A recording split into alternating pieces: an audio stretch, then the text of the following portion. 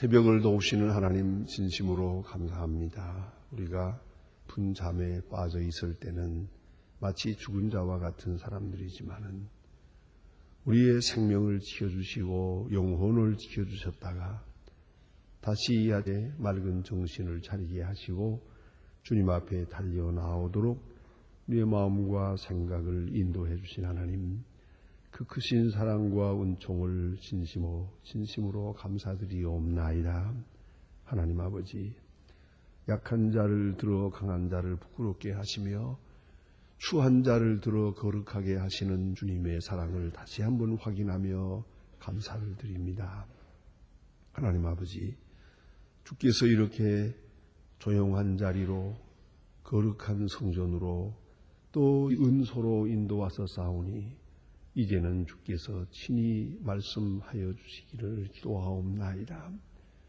그때보다 가까이 주의 음성을 들을 수 있게 하시고 우리의 영이 주님의 얼굴을 배울 수 있게 하옵소서. 우리가 다 알고 사는 것 아닙니다.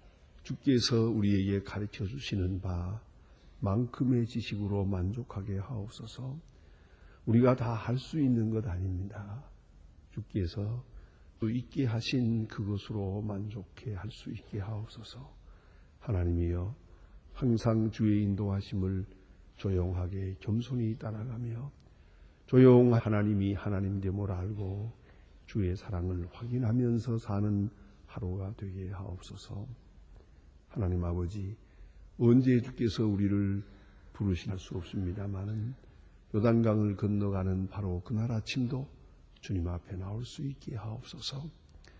굳이 오래 사는 것을 원치는 않습니다.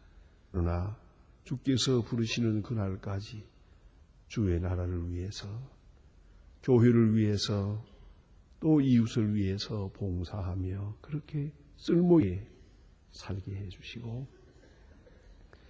활동하며 하나님의 영광을 드러내게 하시고 그리고 주의 맡기신 소임을 다하는 그런 마칠 수 있게 도와주시옵소서.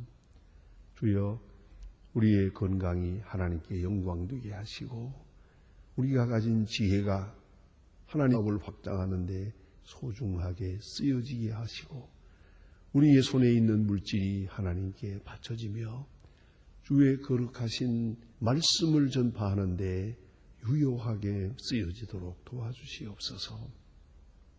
하나님 아버지, 저희 교회가 교회된 본분을 다하게 하시고 항상 하나님의 마음이 바르게 권세 있게 전해지는 그런 교회가 되게 하시며 이 교회를 통해서 많은 사람이 주께로 돌아오게 구원받게 하옵소서. 이 방송을 통하여 문명의 이 길을 통해서 하나님의 말씀이 다시 전해질 때 들려지는 사람마다 이 말씀 안에서 구원의 역사가 있어지게 하옵소서. 특별히 기도하옵는 것은 이 나라를 돌보시옵소서. 이 혼란과 어려움 속에서 건져주시고 어서속히 희망의 아침을 보게 하시고 밝은 미래를 창출할 수 있게 하옵소서. 주여, 요소요소에 주의 일꾼들을 많이 세우사온데 그들이 믿음으로 행하고 진리로 행하고 참된 지도력을 가지고 행할 수 있게 하소서. 이 나라가 하나님의 거룩한 백성으로서의 본분을 다하게 도와주시고 특별히 말세에 귀중한 선교적 사명을 감당하는 저의 나라가 되고 족이 되게 하여 주시옵소서. 저 북녘 땅에도 은총을 더해 주셔서 가난과 고통과 굶주림에서 건져 주시옵소서. 간절히 바라옵는 것은 지하에서 울부짖는 성도들의 간절한 기도를 이제는 응답하여 주시옵소서. 주여, 우리에게 맡기신 한 일 능히 감당할 수 있게 은혜를 베풀어 주시옵소서. 과학기술대학을 세우는 일 아름답게 진행되게 하시고 또 우리에게 맡기신 고아들을 주의 이름으로 잘 양육할 수 있게 하옵소서. 그리고 이 귀한 사업들이 깨닫힌 저 여리고성 같은 북한 땅을 열고 복음화하는데 크게 쓰여지는 그런 계기가 되게 하여 주셔서 주여 원하옵는 것은 오늘도 해외에 있든지 여행 중에 있든지 군문에 나가 있는 젊은이들 공부하는 자녀들 하나하나 다 돌보시되 눈동자와 같이 지켜주시며 결코 실족지 않도록 보호하시옵소서. 특별히 병중에 있는 분들을 위해 기도합니다. 이 자리를 서하며 기도하는 주님의 자녀들에게 큰 위로를 베푸시고 권능의 손길을 펴주시옵소서. 슬픔을 당한 가정에 주님의 큰 위로를 베푸시옵소서. 이 하루가 복되게 하시고 내일 거룩한 주일을 위하여 준비하는 예비의 날이 되게 하시고 몸과 마음을 정결하게 준비하고 내일은 더 복된 날로 맞을 수 있게 하옵소서. 이 하루의 모든 생활을 주께 맡기오며 주 예수 그리스도의 이름으로 기도드립니다. 아멘. 하나님의 말씀은 계속해서 마태복음 21장 오늘 같이 읽으시겠습니다. 마태복음 21장입니다. 1절로 11절까지 보게 되겠습니다. 마태복음 21장 1절로 11절까지 보겠습니다. 지금 다 같이 한 목소리로 봉독하게 됩니다. 저희가 예루살렘에 가까이 와서 감람산 벳박에 이르렀을 때 예수께서 두 제자를 보내시며 이르시되 너희의 맞은 바울로 가라. 곧 메인 나귀와 새끼가 함께 있는 것을 보리니 풀어내기로 끌고 놀아. 만일 누가 무슨 말을 하거든 주가 수시겠다. 그리하면 곧 선지자로 하신 말씀을 이루려 하심이라. 일러스되 시온의 딸에게 이르기를 내 왕의 명하기다. 그는 겸손하여 나귀 곧 명의 및 짐승의 새끼를 탔도다 하라 하였느니라. 제자들이 가서 예수의 명하신 대로 하여 나귀와 나귀 새끼를 끌고 와서 자기에게 겉옷을 그은 즈음에 예수께서 그 위에 타신 모든 대부분은 겉옷을 길에 펴며 다른 일도 나뭇가지를 길에 벌고 앞에서 가고 뒤에서 따르는 무리가 소리질러 가로 호사 다윗의 자손이여 찬송하리로다. 주의 이름으로 오시는 이여 가장 높은 곳에 호산나 하더라. 예수께서 예루살렘에 들어가시 온 성이 소동하여 가라되 이는 누구뇨 하거늘 무리가 갈릴리에서 온 나사렛 선지자 예수라 하더니. 아멘. 예수님께는 이 땅에 오실 때에 하나님의 아들로 오시고 또 말씀이 육신이 되어 우리 가운데 오셨습니다. 그래 예수님은 단순한 선지자가 아닙니다. 그 점을 깊이 생각해야 합니다. 선지자, 왕, 제사장 이런 모든 기능을 다 종합적으로 갖는 메시아라고 부릅니다. 예수는 메시아로 오셨지 한 선지자로 오신 것이 아닙니다. 그래서 예수님의 나심부터 시작해서 십자가에 죽으시고 부활하시는 모든 과정 하나하나가 전부 말씀입니다. 그 점을 잊지 말아야 합니다. 예수님의 입으로 말씀만 말씀이 아닙니다. 예수님이 행하신 일이 전부가 말씀적인 그런 의미가 있는 것입니다. 그런데 예수님 말씀하실 때는 언제나 문제가 있었던 것은 오해가 많다는 겁니다. 첫째는 제자들이 잘 이해하지 못한 부분도 있습니다. 그래서 예수님께서 내가 주는 물은 영원히 목마르지 아니하리라 하니까 듣는 사람이 그런 물을 내게 주어서 물길로 오지 않게 해주세요 하는 이게 얼마나 큰 오해입니까? 이해가 잘 되지 않는 말이 통하지 않는 그런 사람들에게 하나님의 말씀을 전했습니다. 그런 거로 믿지도 않고 이해도 못하고 받아들이지 않는 분들에게 말씀을 전한다는 것 참 어려운 일입니다. 게다가 또 한 가지는 지금 예수님을 오해할 뿐만 아니라 일부러 오해하고 예수를 올모에 걸어서 십자가에 못 박으려는 사람들이 있습니다. 다시 말하면 책 잡으려는 사람들입니다. 고의적 예수님의 실수나 혹은 어떤 말씀을 꼭 붙들어 가지고 이것을 계기로 해서 예수를 십자가에 못 박으려는 그런 사람들이 예수 주변에 많이 있었습니다. 그런 거로 예수님의 말씀 한마디 한마디가 참 위험합니다. 조금만 빗나가면 이것이 어떻게 되는지 알 수가 없습니다. 후속 결과를 예측할 수가 없습니다. 그러나 오늘 예수님께서는 십자가 지시기 전에 그 일주일 동안, 이걸 고난주간이라고 합니다. 이 동안에는 예수님께서는 오해를 전혀 개의치 않았습니다. 또 어떤 음모가 있다는 것도 다 알아도 과감하게 요새 말로 정면 충돌합니다. 정면 충돌하고 정면 대결해서 정면 아주 파국을 파하는 그런 장면을 볼 수가 있습니다. 아야 정면으로 밀고 나가는 것입니다. 그래서 이때부터는 아주 예수님 말씀하십니다. 뒤에 공부하겠습니다만 화신저 바리새인 교인들이요. 아주 정면으로 말씀하십니다. 그런 가운데서 오늘 본문에 그 일이 시작이 되는데 고난주간 아주 첫 행사가 나귀를 타고 예루살렘에 올라가시는 겁니다. 이 입성하시는 이 이야기. 이제부터 일주일 동안에 이제 고난주간인데 그 입성하는 그 자체가 또 다른 상징적, 계시적 의미가 있습니다.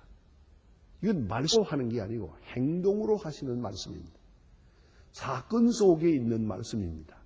이렇게 과감하게 합니다. 이것은 예수님이 왕 되신, 예수님께서 메시아 되신 것을 증거하는 확실한 역사적 사건입니다. 이런 사건을 통해서 증거하십니다.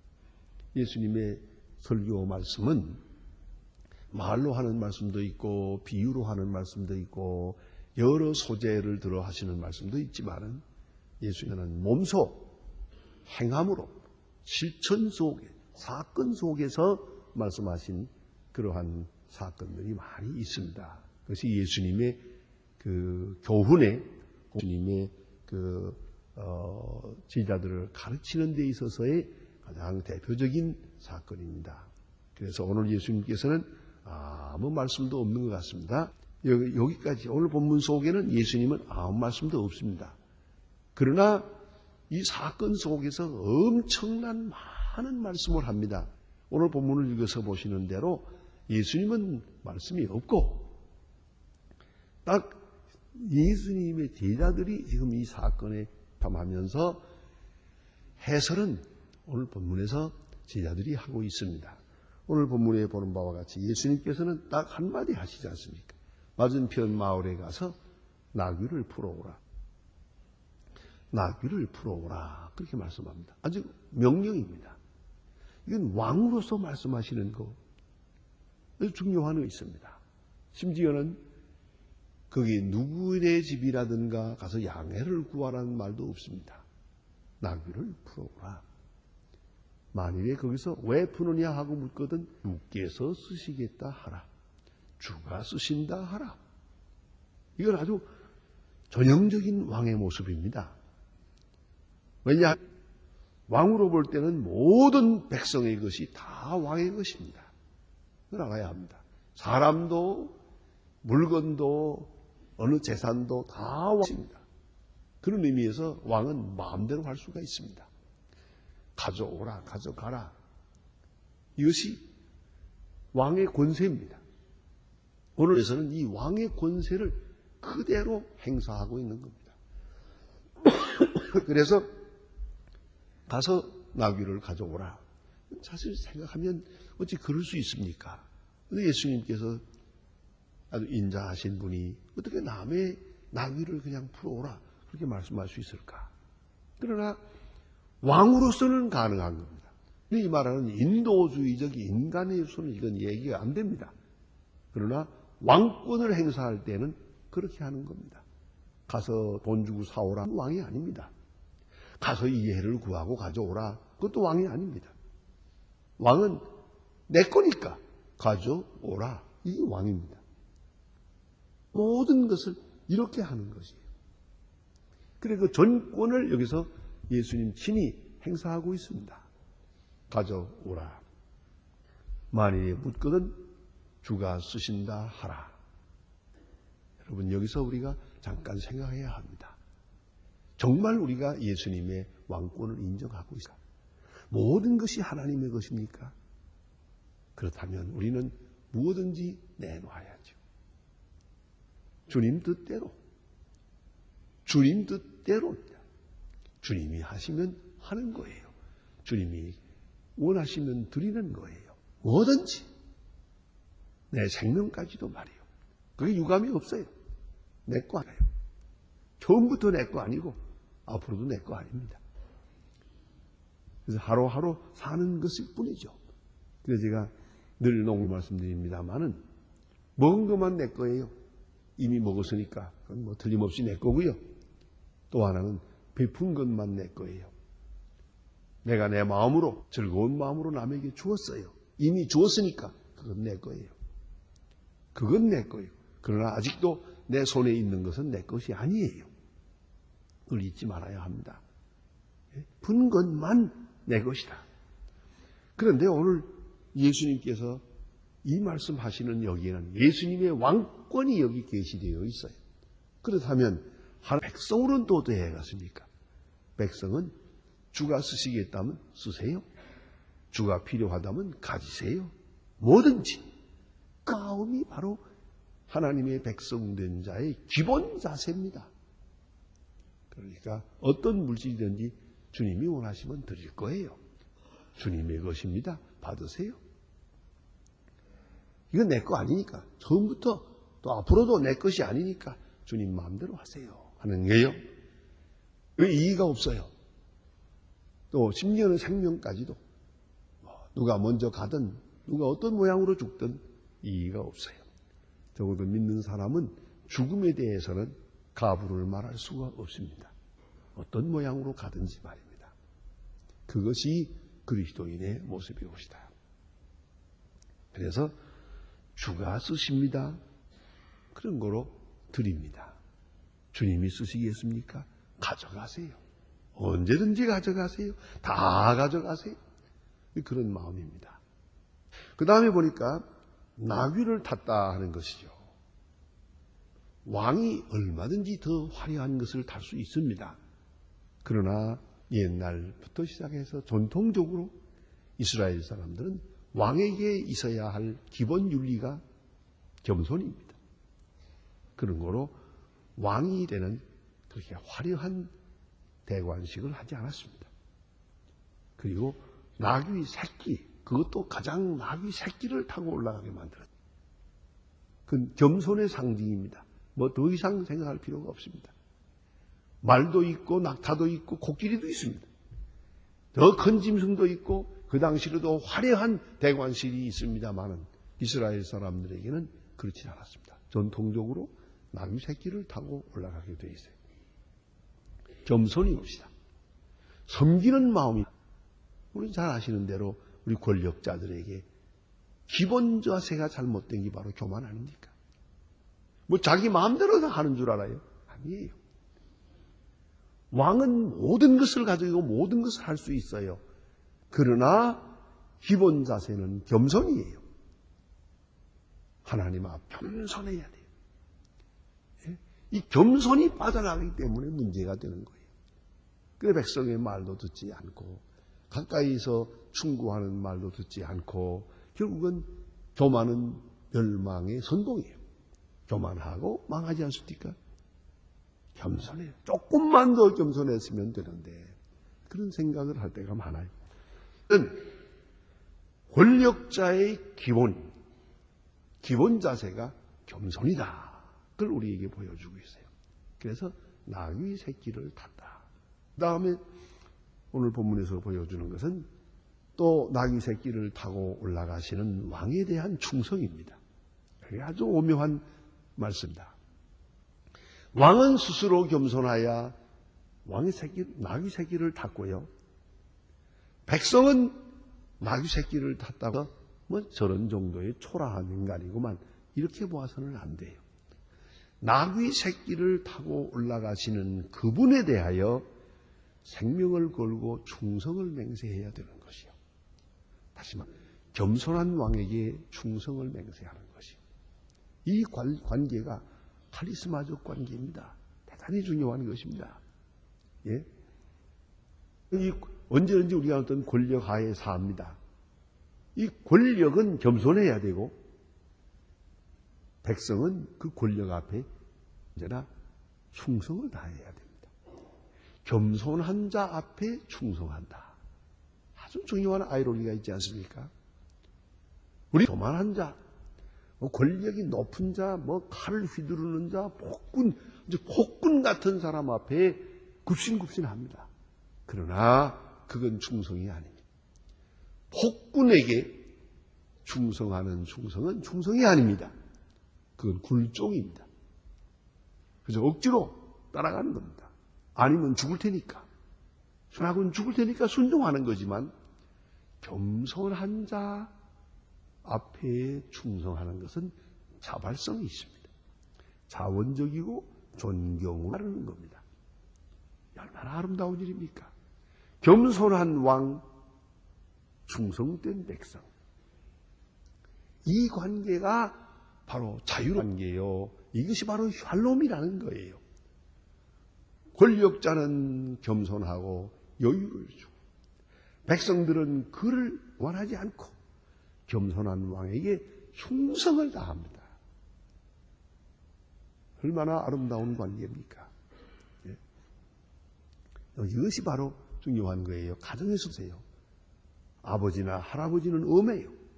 할아버지는 무서운 분이에요. 그게 아주 왕이에요. 그러나 할아버지는 아주 인자한 분이에요. 너무너무 좋은 분이에요. 그 질서로 보아서는 최고의 권력자예요. 가정에서는 왕입니다. 그러나 그 사랑하는 손자, 손녀들에게는 이렇게 좋은 분일 수가 없어요. 그렇다고 해서 이제 그 손자, 손녀들이 할아버지 상투를 잡아서 해야 되겠어요? 그런 우스운 얘기가 있잖아요.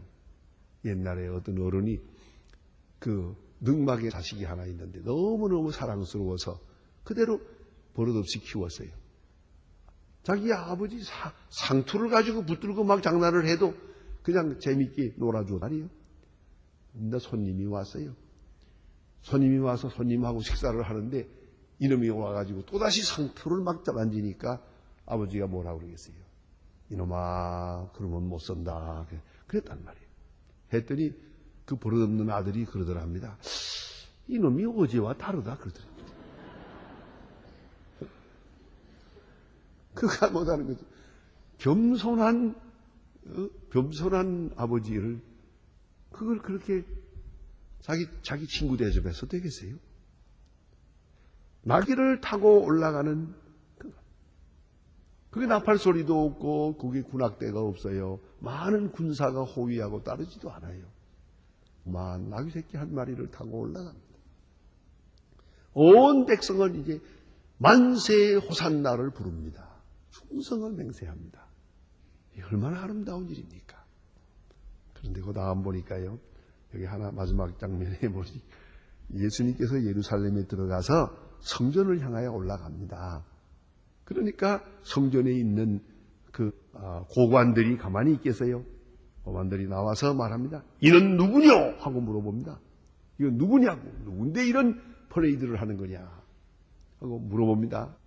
그런데 대답이 너무 실망적이에요. 갈릴리 나사렛에서 온 선지자입니다. 왜 이래 뵀습니까? 왜 메시아라고 대답을 못합니까? 왜 주는 그리스도라고 대답을 못합니까? 여기서 나사렛에서 온 사람들입니다. 제가 여기다가 괄호하고 그 뜻을 의역하고 싶어요. 갈릴리 나사렛 초원에서 온 사람 지금 시위 행렬하며 장난하고 있습니다. 신경 쓰지 마세요. 그 말이. 좋은 사람들이 예루살렘에 왔다가 지금 이렇게 하나의 퍼레이드를 벌이고 있는데 그거 문제 삼을 만한 것이 못 됩니다. 신경 쓰지 마세요. 그런 얘기거든요. 얼마나 부끄럽습니까?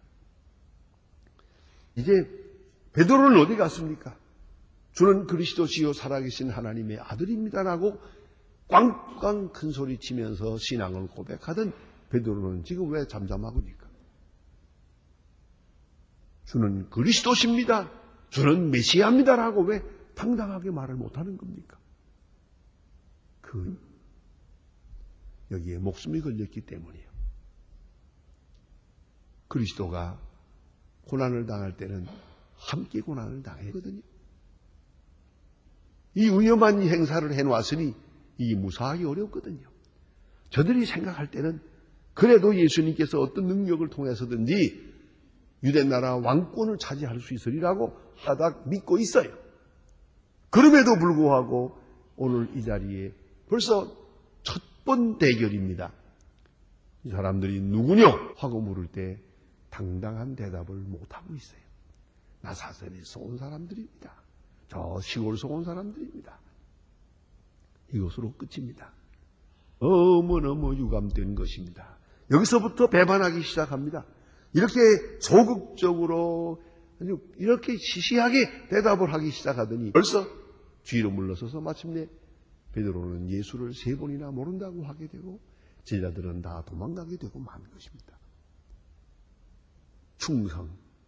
충성진명입니다. 충성은 목숨을 다하는 것입니다. 목숨을 아끼며 충성할 수는 없습니다. 충성이란 곧 생명을 다하는 것이옵니다.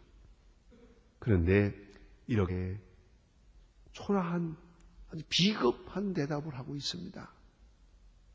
여러분, 겸손한 왕을 높이 추대하고 충성을 다할 때 우리가 어떤 일을 당하든지 개의치 않고 그분과 함께 생을 다할 만한, 목숨을 바칠 만한 그런 확실한 충성심이 있어야 합니다. 호산나 만세 끝까지 불러야죠. 끝까지 호산나라고 불러야죠. 이제 내일 아침 다음 시간에 보게 됩니다만 보면 어린아이들만 불렀어요. 어른들은 다 비겁해서 입 다물었고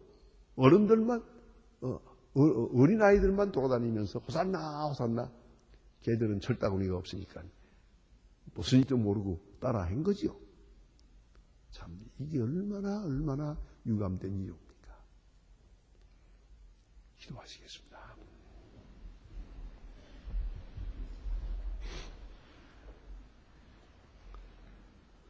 하늘에 계신 우리 아버지시여, 이름이 거룩히 여김을 받으시오며 나라의 마옵시며 하늘에서 이룬 것 같이 땅에서도 이루어지이다. 오늘날 우리에게 일용할 양식을 주옵시고 우리가 우리에게 죄진 자를 사해 준 것 같이 우리 죄를 사해 주고 우리를 시험에 들게 하지 마옵시며 다만 악에서 구하옵소서. 내 나라와 권세와 영광이 아버지께 영원히 있사옵나이다. 아멘. 아멘.